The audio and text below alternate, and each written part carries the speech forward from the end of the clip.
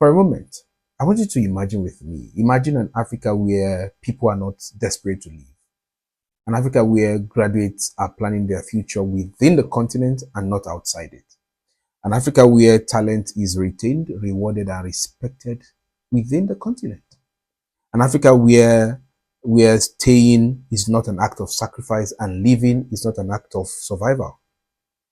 Now, let's come back together. Let's come back to reality, because the reality is that the story is not the African story. Africa tells a different story right now. The Africa you and I live in has a different reality, and that's the reality we are going to contemplate together today.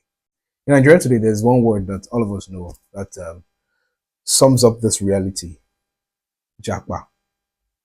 To leave, to escape, to relocate. Doctors are leaving, nurses are leaving, engineers are leaving, young professionals are leaving, and everybody's leaving. I want to be very clear that this conversation here is not about blaming anybody. It's just about understanding why. People are not leaving because they hate Nigeria or Africa. They are leaving because the systems are failing, poor healthcare, insecurity, poor infrastructure, non-responsive governance, irresponsible politicians. For many, Japa does not represent ambition. It represents relief, actually. And when leaving becomes relief, then it shows that there's something fundamentally wrong with the place people are running from. On a personal note, I have consistently tried to protect myself from the illusion of thinking that the solution to Africa's problem resides outside Africa.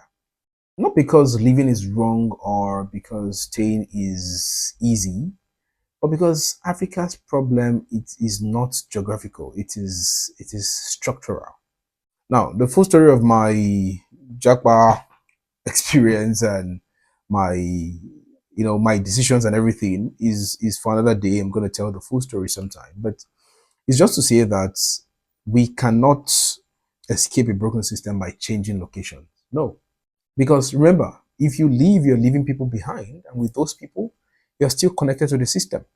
Brain drain it's not just about population loss, it's about losing very capable hands. The people that are leaving are highly trained, highly capable individuals, professionals.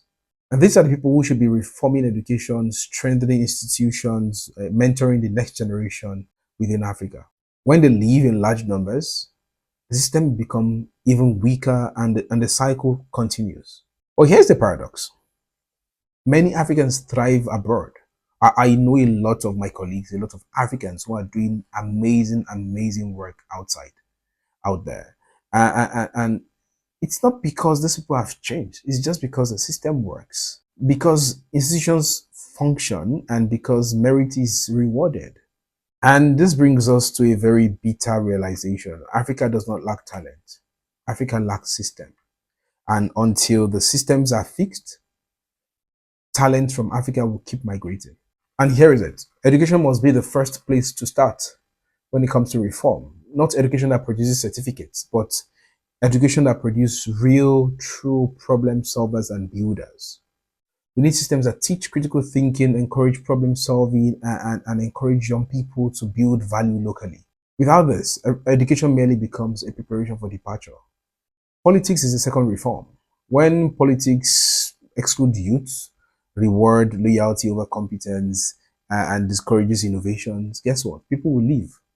Political reform must restore trust, open up spaces, and reward competence and accountability. Without the right political reform, Jackman will always remain a very valid option. So let us reframe the question, not why are people leaving, but why is staying so difficult? Because when staying becomes viable, leaving becomes optional. Africa needs systems that honor dreams. Liberation would not come by escape, it will come through reform. Education must empower, politics must function, institutions must work and endure. Only then will Africa retain its brightest minds. Africa must work. We will make it work.